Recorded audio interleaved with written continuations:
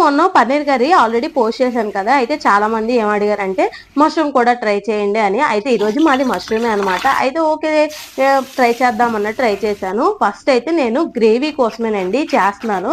Already biryani చేసుకున్నాము. Gravy కోసం కావాలని పన్నీర్ చేసుకుందాం అనుకున్నాం. మొన్న ఆల్రెడీ చేసుకున్నాం కదా అని మష్రూమ్ తెచ్చారనమాట మా హస్బెండ్.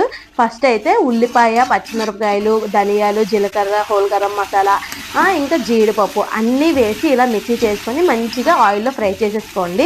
మనం ఆల్రెడీ మష్రూమ్ కడిగి పెట్టుకుంటాం కదా, తొందరగా అంటే అప్పటికప్పుడు కడిగి పెట్టుకొని వెంటనే దాంట్లోకి సర్వ్ చేసేసుకోండి. దాంట్లో ఒక 4 పచ్చిమిర్చీను, కొంచెం ఉప్పు వేసుకొని బాగా కలిపేసుకున్న తర్వాత ధనియా పొడి వేసుకొని మంచిగా వాటర్ వేసుకొని ఇలా చేసుకోవడమే. కలర్ గురించి ఆలోచించే వాళ్ళైతే స్కిప్ చేసి వెళ్ళిపోవచ్చు.